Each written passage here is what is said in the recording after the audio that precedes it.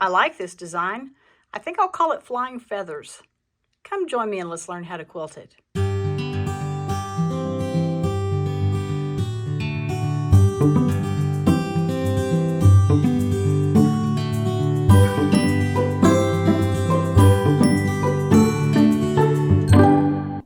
Hey guys, welcome back to Frances Quilts.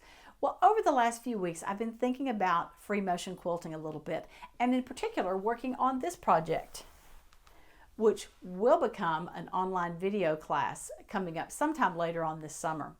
So this morning, I got to thinking about different designs and just started playing around with some different things. I came up with one that I really like, and I want to show it to you now.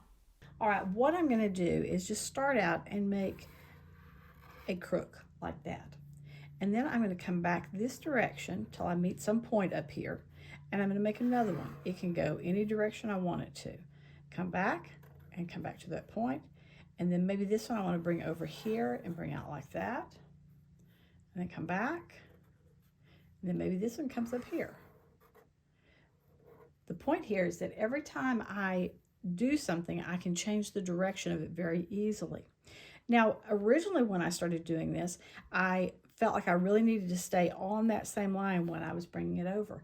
But as I did a little bit of practicing before I started the video, I discovered that I kind of like it if there's a little bit of a hook in here or a little bit of an open space in there, kind of like that.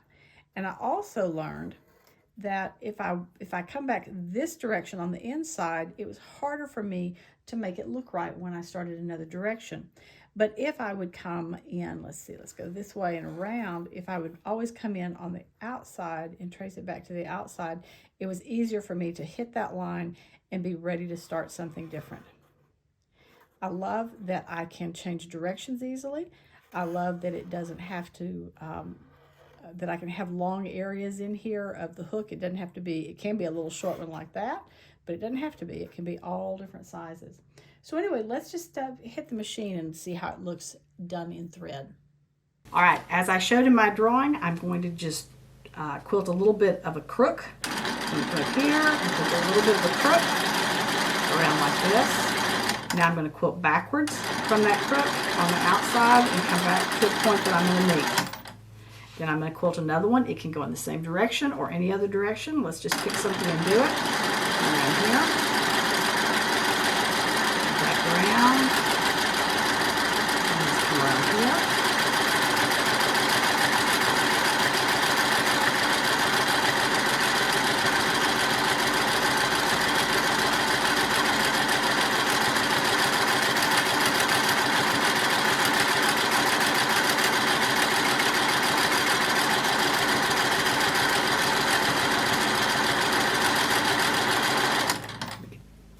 Now I've almost crooked myself into a corner here, but let's just come on out.